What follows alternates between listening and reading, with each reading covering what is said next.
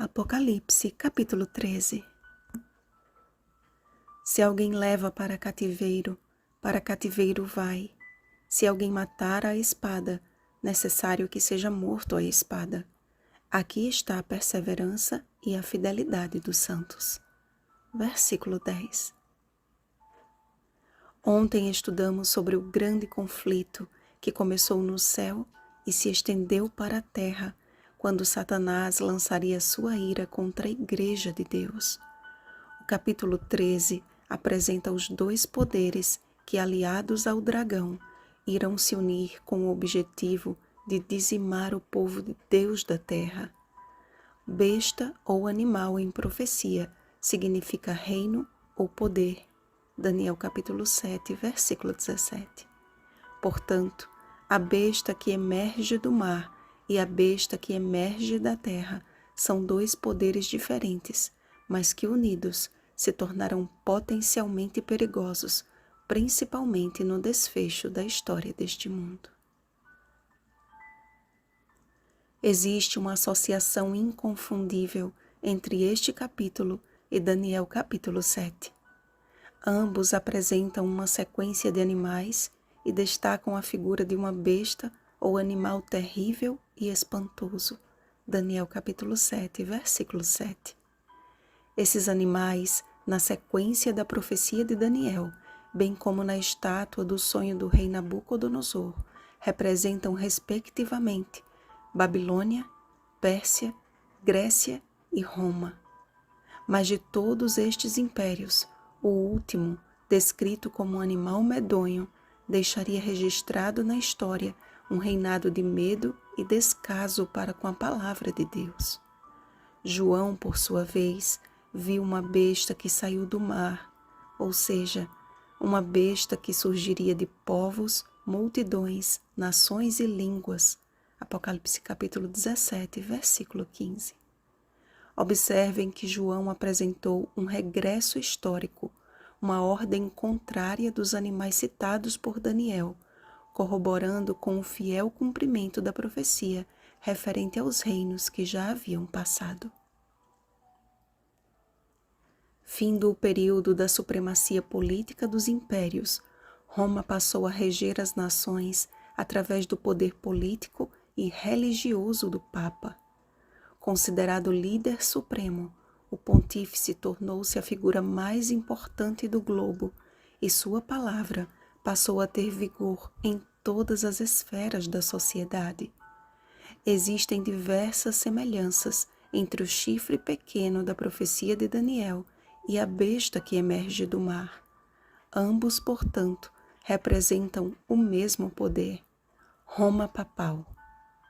Vimos que este tempo de apogeu durou 42 meses, 1260 anos, tendo o seu fim em 1798 com a prisão do Papa Pio VI. A profecia apresenta, porém, um período no futuro em que este poder recobraria suas forças quando diz: essa ferida mortal foi curada e toda a terra se maravilhou seguindo a besta.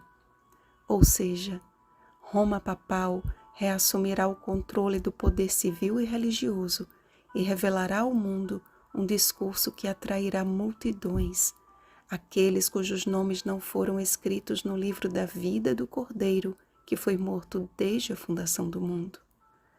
Será que o cenário mundial atual já não revela indícios suficientes de que esta profecia já está se cumprindo? A besta que surge da terra, ao contrário de mar, representa um poder que surge de um lugar deserto ou pouco povoado. Fugindo da perseguição, muitos cristãos desbravaram os mares à procura de viver com liberdade a sua crença. Foi assim que surgiu a nação dos Estados Unidos da América, com seus ideais protestantes de liberdade civil e religiosa.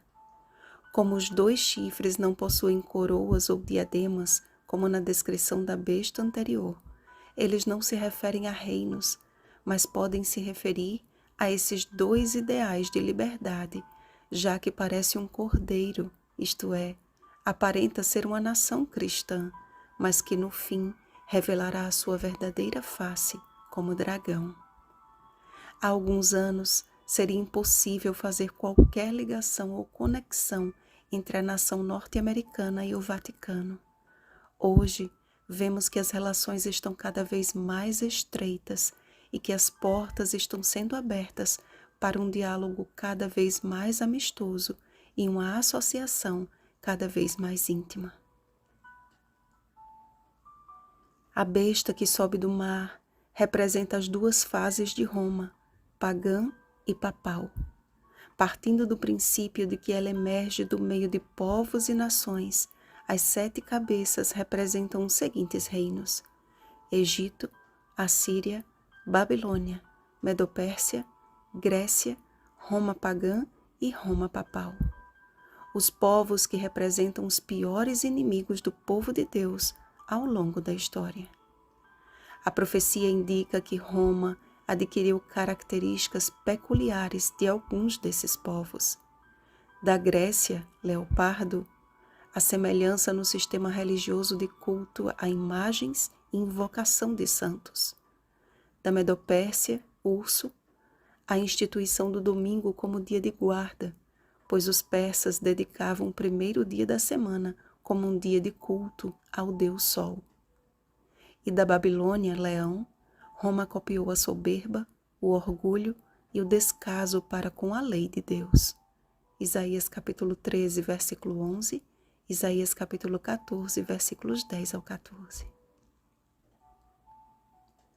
O início da cura da ferida mortal se deu no ano de 1929, quando Benito Mussolini assinou uma concordata concedendo ao papado 44 hectares de terra, que mais tarde se tornaria o menor país do mundo, o Estado do Vaticano. A partir daí, os pontífices voltaram a ter um prestígio que só vem crescendo, e a nação norte-americana, aclamada como grande potência mundial, mostrando que caminha para dar as mãos à primeira besta. Logo, nos será tolhida a liberdade de crença, a liberdade econômica e até o direito fundamental de ir e vir, algo que a pandemia já vem ensaiando. Além do inevitável decreto de morte a todos os que se recusarem a adorar a imagem da besta. Uma marca será imposta a todos sobre a mão direita ou sobre a fronte. Uma contrafação ao que o Senhor determinou para o seu povo, em Deuteronômio capítulo 6, versículo 8, que é a perseverança e a fidelidade dos santos.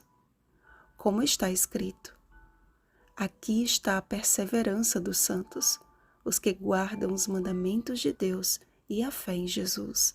Apocalipse capítulo 14, versículo 12. Será, portanto, uma questão de decisão voluntária, fronte, em obedecer os mandamentos de Deus ou mandamentos de homens, mão direita. A necessidade atual é de cristãos que reconheçam a sua incapacidade de enfrentar a grande prova final e, como Jacó, agarrem-se firmemente à destra da onipotência até que do alto sejam revestidos de poder. A compreensão dos símbolos de Apocalipse, porém, não pode ser maior do que o desejo por conhecer aquele a quem este livro revela, Jesus Cristo. Pois a vida eterna é esta, que te conheçam a ti, o único Deus verdadeiro, e a Jesus Cristo a quem enviaste. João capítulo 17, versículo 3. A grande controvérsia final é uma guerra entre verdadeiros adoradores e falsos adoradores, e o número da besta é a representação de uma falsa adoração. Enquanto o número 7 significa perfeição e aponta para o Criador, o número 6 é considerado o número de homem e na antiga Babilônia era usado para definir a hierarquia das divindades pagãs. 6 era um deus menor, 60 um deus maior e 600 todos os deuses. Portanto, o número da besta não aponta simplesmente para um indivíduo, mas para um sistema de falsa adoração. A questão é: de que lado estamos hoje? Logo, as restrições que serão impostas para que ninguém possa comprar ou vender serão tão reais quanto o fato de estarmos enfrentando uma pandemia que há 2 anos atrás ninguém cogitaria. Se há 2 anos eu dissesse a vocês que logo todos seríamos obrigados a usar máscaras e que as maiores cidades do mundo obrigariam seus cidadãos a ficar dentro de casa e que fechariam suas fronteiras, provavelmente arrancaria alguns risos de uns e escárnios de outros.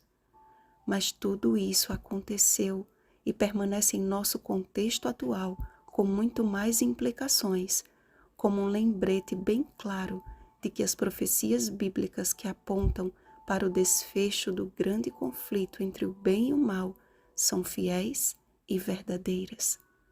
Apocalipse capítulo 22, versículo 6. Lembrem-se, amados, bem-aventurados aqueles que leem e aqueles que ouvem as palavras da profecia e guardam as coisas nela escritas, pois o tempo está próximo. Apocalipse capítulo 1, versículo 3. Vigiemos e oremos. Bom dia, verdadeiros adoradores. Rosana Garcia Barros.